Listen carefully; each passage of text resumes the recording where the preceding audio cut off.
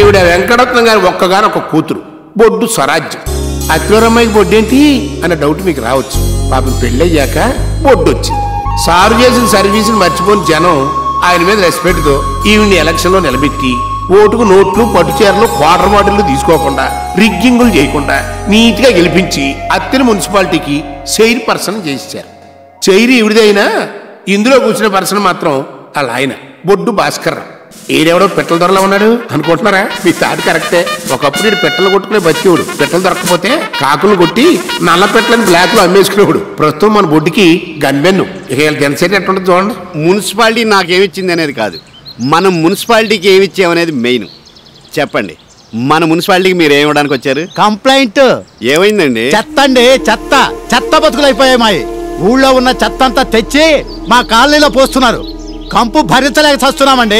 కోళ్ల ఫారాల్లో మా కాలనీలో దోమల ఫారాలు, ఈగల ఫారాలు వెలిసాయి. పాపం అవి మాత్రం బతకొద్దు, బోతదై ఉండాలయ్యా. ఇంటికి 2 ఉన్నారు. పెళ్ళాలా? కాదు, చికెన్ గున్యా డెంగ్యూతో బాధపడుతూ ఏం చేయమంటారు? లేట్ చేయకుండా హాస్పిటల్ తీసుకెళ్ళండి. జోకులొద్దు. మమ్మల్ని ఉండమంటారా, ఖాళీ చేయమంటారా? పాపం అంత కంపు ఎంతకాలం భరిస్తారో? ఓ పని చేయండి, ఖాళీ చేసేయండి. అంతేగాని చెత్తను ఖాళీ చేయించరు. డీలా ఆర్గ్యుమెంటా? తొక్కలో చెత్త కోసం డీల్ ఏమిటండి? ఆర్గ్యుమెంటే. ఏ చేయమంటారా? అప్పుడే వద్దు. చూడండి, నువ్వు లేవబెట్టరా. మీ కాలనీ కట్టి 3 సంవత్సరాలు అయింది. మా మున్సిపాలిటీ చెత్త అక్కడే వేయాలని తీర్మానించి 7 సంవత్సరాలు అయింది. సో మీ కాలనీలో చెత్త వేయట్లేదు. చెత్తన ప్లేస్ లోనే మీరు కాలనీ కట్టుకున్నారు. లేదండి, ఈ మధ్యనే వేస్తున్నారు. సూర్య చంద్రులు ఉన్నంతకాలం వేస్తూనే ఉంటారు. రూల్ అది. నేను ముందే చెప్పాను, ఈ చెత్త నా కొడుకుతో ఆర్గ్యుమెంట్ వేస్తూ డీల్కి వచ్చేద్దామని. సరే కానివ్వండి. సార్ డీల్ అంట ఎంతో చెప్పండి. 25. Too much. అలాగే రోగాలు తెచ్చుకుని హాస్పిటల్కి వెళ్ళండి, లక్షలు వదిలిపోతాయి. సరే కానివ్వండి. ఇవ్వండి. ఇదిగోండి 25,000. లంచానికి కూడా రసీదులు ఇస్తున్నారా? నీకు ఇలాంటి తెలివితేటలు ఉండబట్టే మీ ఆవిడ నేను 2 ఏళ్ళు కువైట్ లో పెట్టి ఇక్కడ 3 పిల్లలు తండ్రిని చేసి పెట్టింది. నమస్కారం. సరోజ, అది అక్కడ పెట్టి ఇక్కడ సంతకం పెట్టి. రేపే మీ కాలనీలో చెత్త అంతా ఎత్తించేసి వేరే కాలనీలో ఏం చేస్తాను. వెళ్ళండి. ఒక్క నిమిషం, కాఫీ తీసుకొస్తాను. ఎండను పడి వచ్చారు, ఇప్పుడు కాఫీ ఏంటి? అయితే కూల్ డ్రింక్స్ తెస్తాను. ఇదిగో కూల్ డ్రింక్ లో పురుగుల మంది ఉంటుంది, మంచిగా తాగెళ్తారు. కానీ నువ్వు వెళ్ళు. ఆ కొండలో నీళ్ళు చల్లగా ఉంటాయా? తల గ్లాసు తాగేళ్ళండి, మన మున్సిపాలిటీదే. వద్దులేండి, ఇంటికెళ్ళి ఫ్రిడ్జ్ లో ఉన్న మినరల్ వాటర్ తాగుతాం. వీడికి ఇంకా ముట్టుపోగరు తగ్గలేదు. ఏంటి అంత గొప్ప మాంగారు కల్లుడేయండి ఇలాంటి చెత్త పనులు చేస్తున్నాడు అనుకుంటున్నారా? ఆయన కన్న కొడుకుని చూడండి, నేనే బెటర్ అనిపిస్తాను. ఈడే వెంకటరత్నం గారి పెద్ద అబ్బాయి డోసుబాబు, సారీ బోసుబాబు. తెరిసిన దగ్గర నుంచి మూసేంత వరకు బార్లోనే ఉంటాడు. వానర్ అనుకున్నారండి, కనీసం క్లీనర్ కూడా కాదు, ఊర్లీ కస్టమర్. చిన్న కళ్ళు పాక పెట్టుకున్న నిన్ను తాగి ఎంకరేజ్ చేసి ఇంత పెద్ద బార్ అండ్ రెస్టారెంట్ ఓనర్ చేస్తే పని అయిపోయిందని నన్నే బయటికి గడి చేస్తావా? చెప్తా, రేపు మళ్ళీ నువ్వు బార్ ఓపెన్ చేసే వరకు ఈ బార్ లో కాలు పెడితే నా చెప్పించి కొట్టు. ఇదే ఈ బోసు బాబు ఊరితోనే పెద్ద కొడుకుని చూశారుగా, ఆడుతోనే 2వ కొడుకుని చూద్దాం పదండి. ఈడే వెంకటరత్నం గారు 2వ వెంచరు, పేరు అచ్చుబాబు. దాన్ని ఇక్కడ పెట్టి ఇది కొట్టరా. ఇది కొడితే మన కళ వచ్చేద్ది. నువ్వు నోరు మూసుకుని ఆట చూడు, లేదా ఇంటికెళ్ళి టీవీ చూడు. 3 రోజుల నుంచి మంటెక్కిపోతుంది ఇక్కడ. కలవరకి ఇంగే షో. నేను చెప్తే విన్నావా? ఎన్ని పాయింట్లు? ఫుల్ 160. డబ్బులు లేవు. ప్యాంటు చొక్కా ఉన్నాయిగా.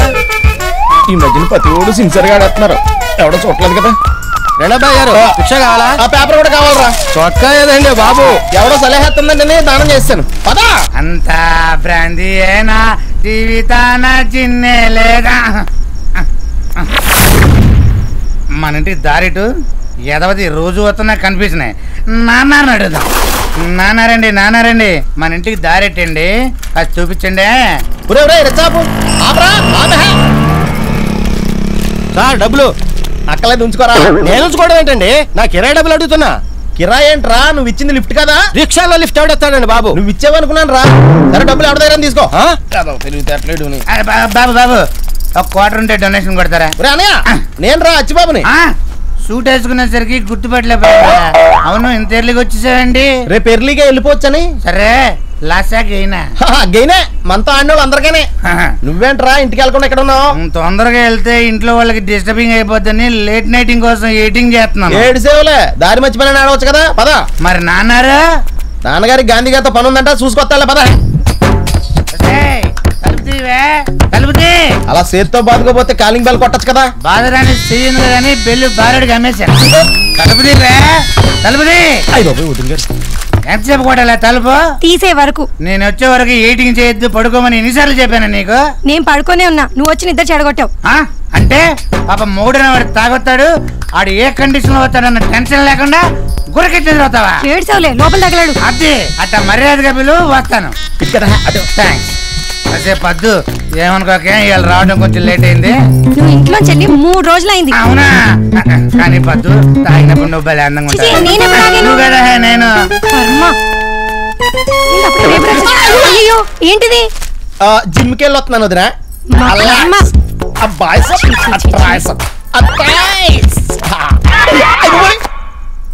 బట్టలేమయ్యాయి? దారిలో ఎవడో సలహెత్తుందంటని అడిగి దానం చేశానే. ప్యాకెట్ లో దొబ్బెట్టానని చెప్పొచ్చుగా. పోతే పోనవ్వే, రేపు మళ్ళీ హ్యాండ్ రైజ్ అయ్యాక సూట్ కొనుక్కోవచ్చు. నేను కాపురానికి వచ్చినప్పటి నుంచి చూస్తున్నా, ఏ రోజు నీ హ్యాండ్ రైజ్ అయిందని? తప్పే. స్పోర్ట్స్ మెన్స్ ని ఎంకరేజ్ చేయాలి, ముఖ్యంగా ప్యాకెట్ లో క్రీడా స్ఫూర్తి ఉండాలి. పిల్లలు పడుకున్నారా? లేచే టైం అయింది. లేసాక ప్యాకెట్కోమని చెప్పు. అదే పెరట్లోకి వెళ్ళి ఆడుకోమని చెప్పు. మన చూశారుగా వెంకటరత్నం గారి కొడుకుల్ని. పండిత పుత్ర పరమసొంట అనిపిస్తోంది కదూ. మహానుభావులు వారసులు గొప్పోళ్ళు అవ్వాలని రూలేం లేదు.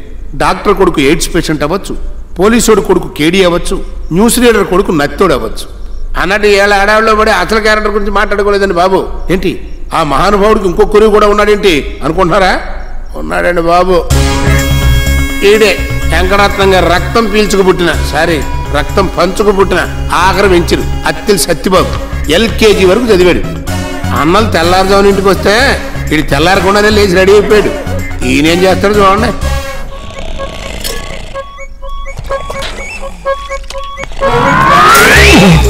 ఏదో సచ్చినోడా, నువ్వు పడుకో, మమ్మల్ని పడుకోలేవు. కోత పెట్టి చావు. పోతాం. ఏంటి అత్తిలి సత్యబాబుని చూస్తుంటే వెంకటరత్నం గారికే కాదు, లేటెస్ట్ దానకరెంట్ వారం బఫెట్ కూడా వారసు అనిపిస్తుంది కదా. అంటే అలానే మీరు ఫిక్స్ అయితే కరెంటు సేవల మీద కాలేసినట్టే. ఏడిచ్చే దానం కాదు, అప్పు. అది నెల వడ్డీకో సంవత్సరం వడ్డీకో కాదు, రోజువారీ వడ్డీ, డైలీ ఫైనాన్స్. 100కు 10, 1000కు 100. సాయంకాలం కల్లా ముక్కు పిండి మరీ వసూలు చేస్తాడు. ఏంట్రా పొద్దున ఫీల్డింగ్ చేస్తాను? నిన్ను క్యాచ్ చేద్దామనే. మ్యాటర్ ఏంటి? ఈ రోజు నా హ్యాపీ బర్త్డే, మన ఫ్రెండ్స్ అందరికి పార్టీ ఇద్దాం అనుకుంటాను. తప్పకుండా వచ్చేస్తా. మ్యాటర్ అది కాదు, ఓ 1000 చేపదులు ఇచ్చావు అనుకో, రేపు ఉదయం 9 గంటలకల్లా ఇచ్చేస్తాను. దీనికి ఎంత మొహమాట పడిపోతావేంట్రా? ఆయన షాప్ కి తీసుకెళ్ళి. థ్యాంక్స్ రా. అన్నట్టు నీకు ఫ్లాష్ నుంచి తెలుసా? ఏంటి? పొట్టి విరేగాడు స్టంప్స్ తనేశాడు. ఓరేడమ్మా, ఎప్పుడు? రాత్రి. ఇప్పుడే శవాన్ని పెవిలియన్ తీసుకెళ్లారు.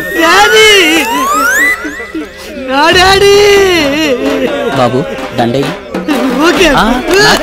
మీ నాన్న శవానికి.